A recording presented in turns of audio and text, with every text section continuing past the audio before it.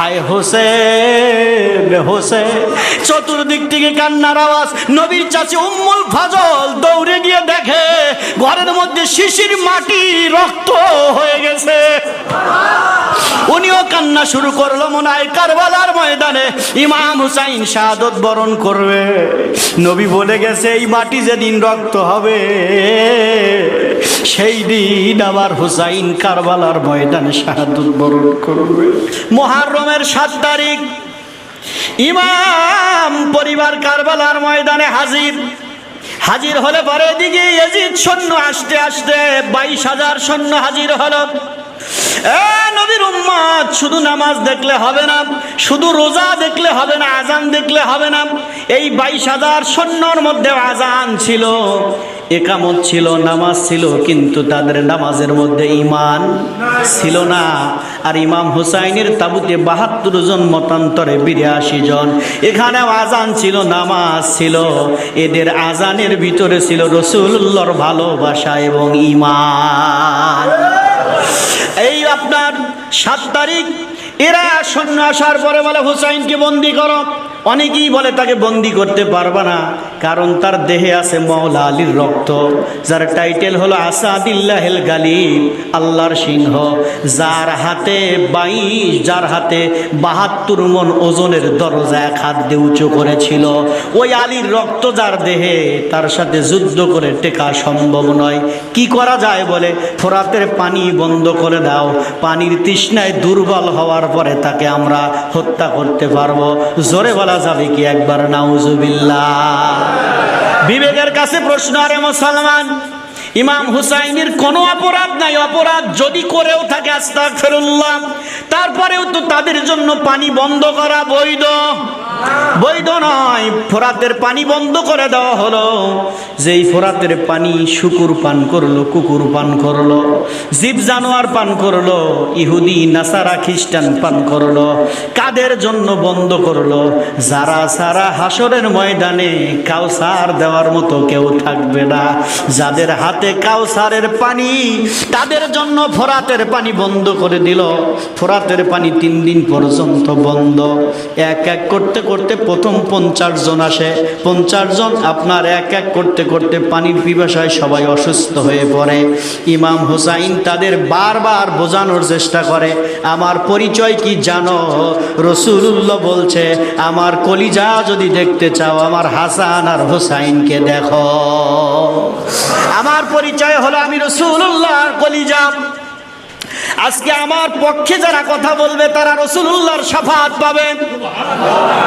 আমার পক্ষে যারা দাঁড়াবে তারা আমার নানা জানের শাফাআত নিয়ে জান্নাতে যাবে। এই 22,000-এর মধ্যে একজন জান্নাতি ছিল, হুর ইবনে ইয়াজিদ। থরথর করে কাঁপে। অন্য সাহাবী, অন্য যোদ্ধারা বলে, ইয়াজিদ বাহিনী বলে, ভাই হোর কত যুদ্ধ পরিচালনা করলে কাঁপা দেখি নাই, আজকে কাঁপো কেন? হোর বলে, শোনো নাই কি বলতেছে, হুসাইনের পক্ষে গেলেই নাকি নবীর শাফাআত পাওয়া যাবে। হোর ইবনে ইয়াজিদ বলে, হুসাইন কথা কি সত্য? বলে, হ্যাঁ সত্য। হোর ইবনে ইয়াজিদ বের হয়ে গেলেন, তাকে তীর মারা হলো, শাহাদত বরণ করলো। প্রথম শহীদ হলেন হোর ইবনে ইয়াজিদ। এই ভাব করতে করতে 9 তারিখ রাত্রবেলা যার যার তাবুতে সকল সাথীদের ডেকে বলেন, সাথীরা তোমরা বিদায় হয়ে যাও, তোমরা আমার সাথে তো জীবন দেওয়ার জন্য আসো নাই, তোমরা ফিরে যাও, তারা আমার রক্ত চায়। সাথীরা বলে, হুসাইন আমরা ঈমান জীবন দিতে পারি, কিন্তু ঈমান বিক্রি করতে পারি না।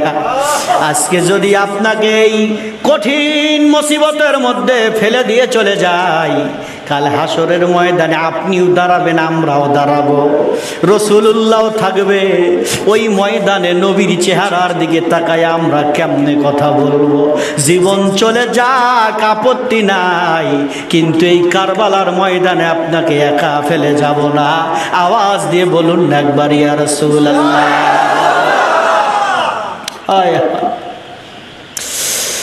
9 তারিখ রাত্রিবেলায় ইমাম হুসাইন সব সাথীদের ডেকে বলেন, বন্ধুরা কালকে আমাদের জীবনের কঠিন পরীক্ষা, যার যার তাবুতে চলে যান। সবাইকে বিদায় দেয়া উনি কোরআন তেলাওয়াত করতে করতে তাহাজ্জুদের উক্ত এসে গেল। তাহাজ্জুদ আদায় করার পরে উনি একটু হাতের উপরে হেলান দিয়ে কায়েত হয়েছে, চোখ বন্ধ করে দেখে তার তাবুতে আমার জানের নবী মোস্তফা হাজিরা দিয়েছে। নবীকে দেখার পরে হুসাইন কান্দে। বিপদের সময় আপন মানুষ কাছে পাইলে কান্না পাওয়া যায়। হুসাইন কান্দে আর বলে, না না। আমার নবী ডাকতে বলে, হুসাইন বেখবর নয়, আমি মদিনা থেকে কারবালার সব খবর জানি। আজকে যারা তোমার পক্ষে তলোয়ার ধরবে, জীবন দিবে, আমি রাসূলুল্লাহ তাদের শাফাআত করে জান্নাতে নিয়ে যাব। আর যারা তোমার বিরুদ্ধে তলোয়ার তুলতেছে তারা আমার শাফাআত পাবে না। হুসাইনের বুকের উপরে হাত দিয়ে নবী বলেন, আল্লাহুম্মা আতিল হুসাইন আজরা ওয়া সাবরা। আল্লাহ প্রতিদান দাও, আমার হুসাইনকে ধৈর্য ধারণ করার তৌফিক দাও। হুজুর চলে গেলেন। চলে যাওয়ার পরে সকালবেলা 50 জন যোদ্ধা বের হলো, যুদ্ধের ময়দানে চলে গেল, শাহাদত বরণ করলো।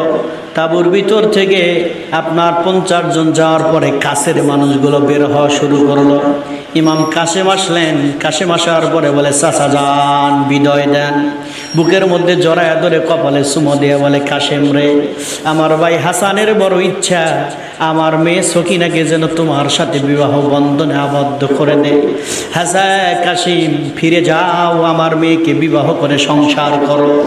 হযরত কাসিম বলে, চাচা আজকে রাত্রে আমার গলার তাবিজ খুলে পরে দেখলাম আমার বাবা ওসিয়ত করে গেছে, কাসেম কারবালার ময়দানে আমার ভাই যেদিন মহা বিপদে আপনার পড়ে যাবে, ওই দিন তোমার জীবনখানা আমার ভাইয়ের জন্য কোরবানি দিয়ে দিবা।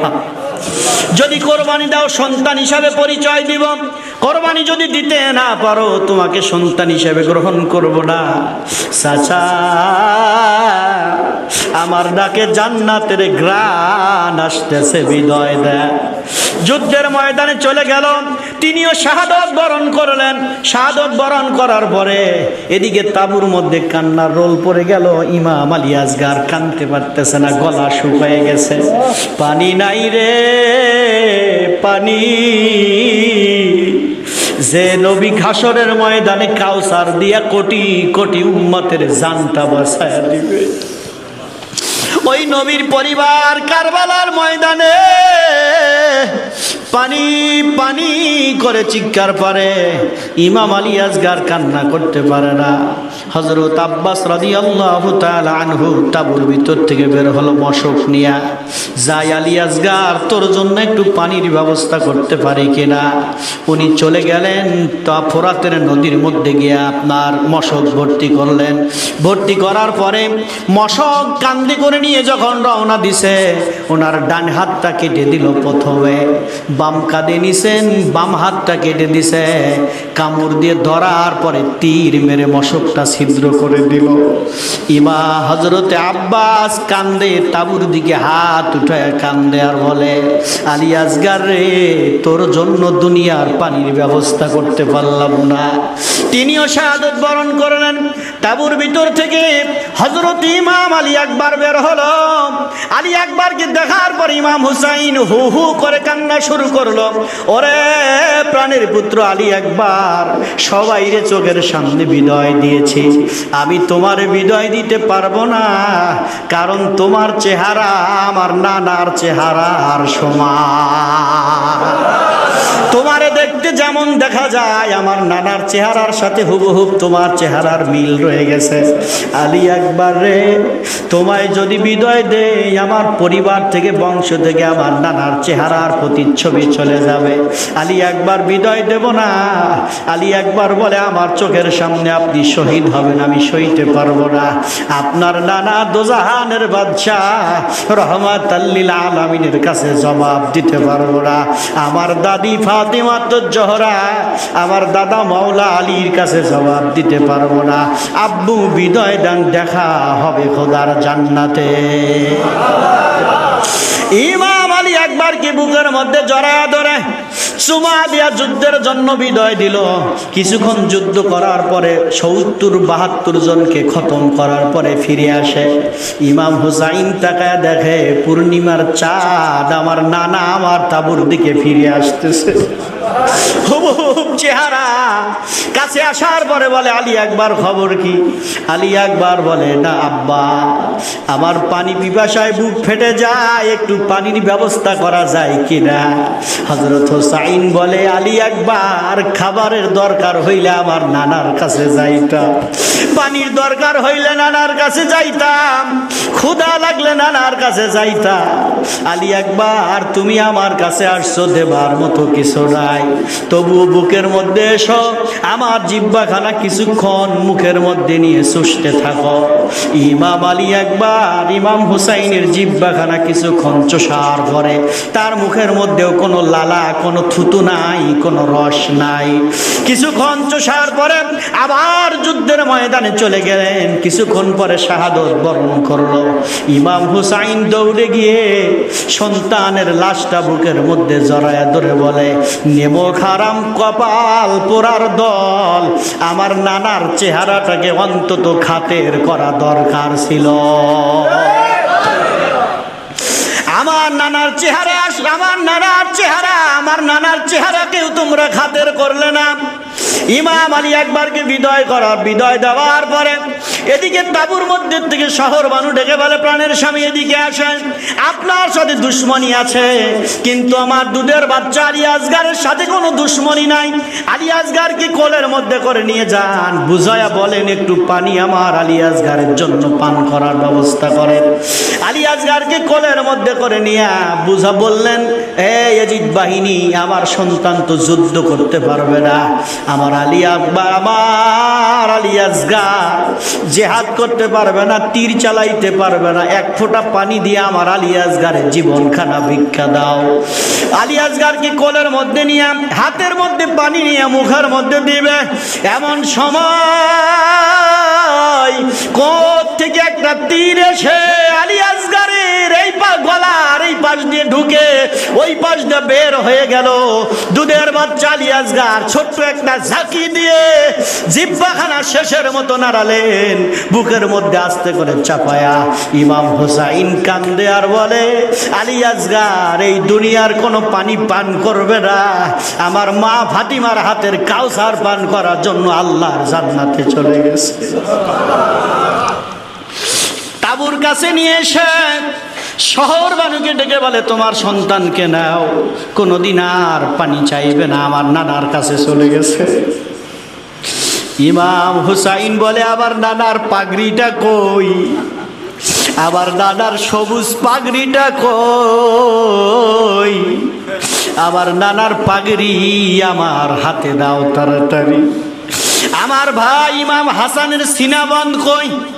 আমার আব্বার সেই তলোয়ার জুলফিকার কই? আমার হাতের মধ্যে দাও, আমার নানার পাগড়ি আমার মাথায় দাও, এই পাগড়ি নিয়ে আমি শেষ নিঃশ্বাস ত্যাগ করতে চাই।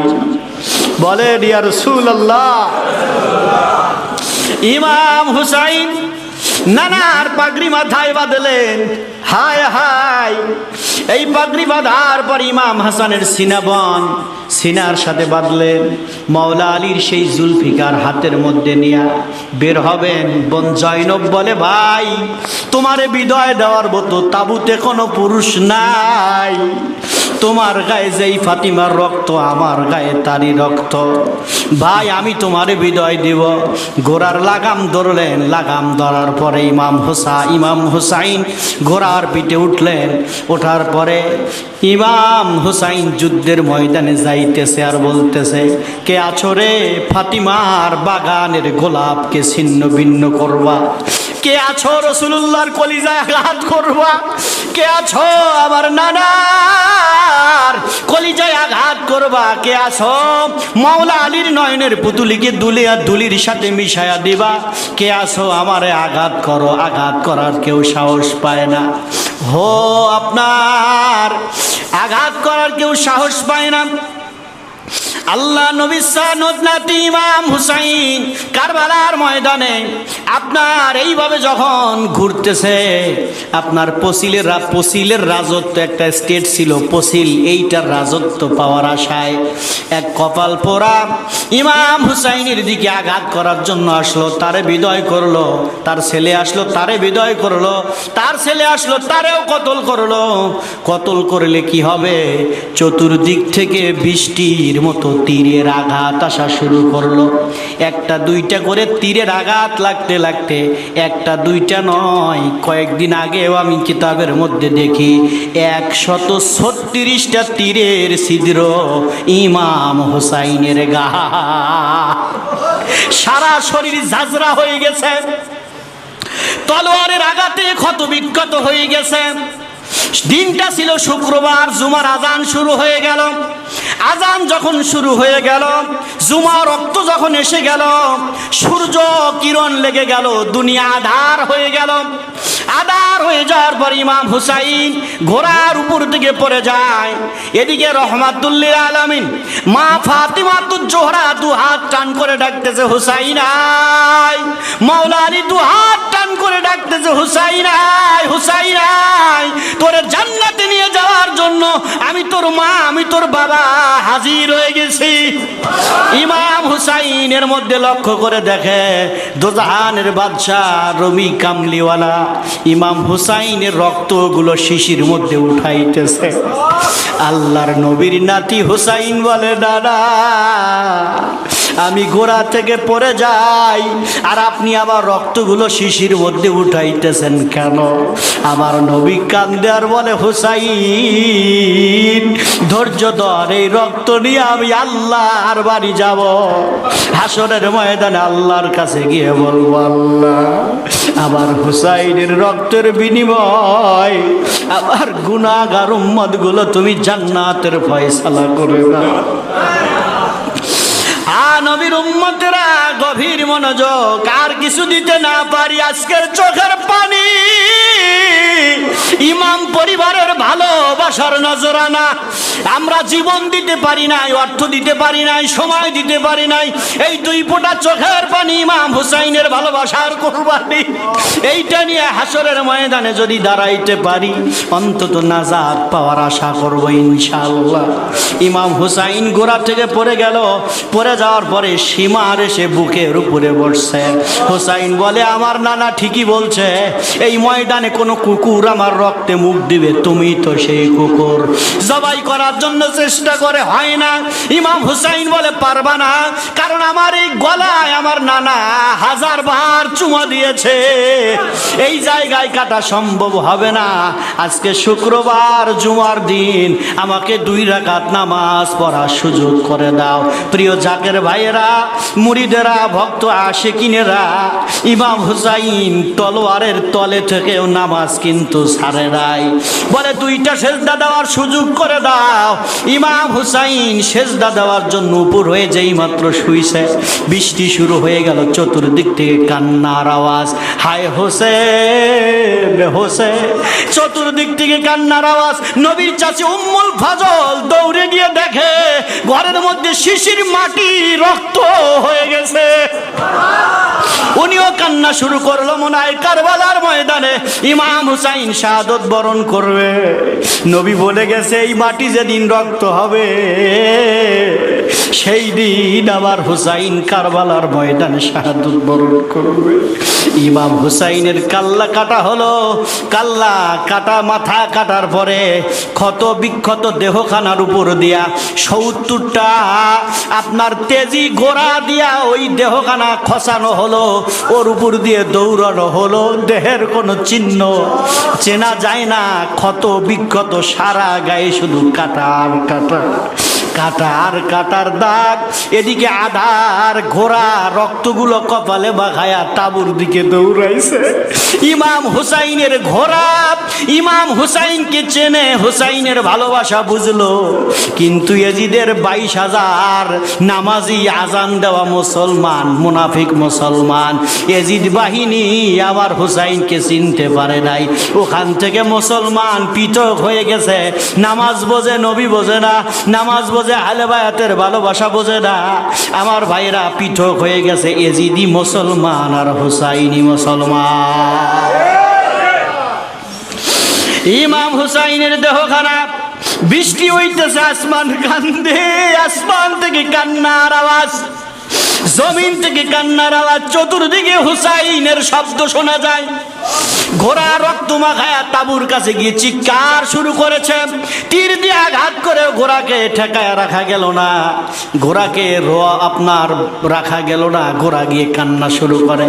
সকিনা বাইরে এসে দেখে, ঘোড়ার আওয়াজ শুনে তাবুর বাইরে এসে দেখে ঘোড়া ফিরে এসেছে, কিন্তু ভাই হুসাইন ফিরে আসে না। ঘোড়ার মাথায় রক্ত দেখে হু হু করে কান্না শুরু করলো। সকিনা রে,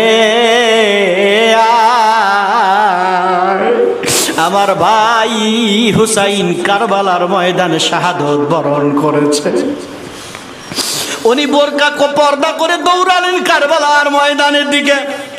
খুঁজতে খুঁজতে গিয়ে দেখে মাথা নাই, ইমাম হুসাইনের নিথর দেহখানা পড়ে আছে কারবালায়। এদিকে ওনার ইমাম হুসাইনের মেয়ে আব্বু আব্বু ফুফি ফুফি বলে চিকরায়, কানতে কানতে গিয়ে বলে আমার বাবার লাশ কই দেখে আপনি কানতেছেন? জয়নব ডেকে বলে এইদিকে আয়। সকিনাকে কাছে নেওয়ার পরে আব্বার লাশটা জড়ায় সকিনা বুকের মধ্যে নিয়ে কান্দে। আপনার ফুফি ওনাকে সান্ত্বনা দিয়ে বলে ধৈর্য ধর, এই কঠিন সময় আমাদের বিপদ, আল্লাহর হস্তে আমাদের এই বিপদ ধৈর্যের মাধ্যমে পাড়ি দিতে হবে। এখন বিষয়গুলো আপনারা চিন্তা করবেন, যদি ইমাম হুসাইন কারো আঘাত করে থাকে, মুসলমান হইয়া তাকে আঘাত করা যাবে।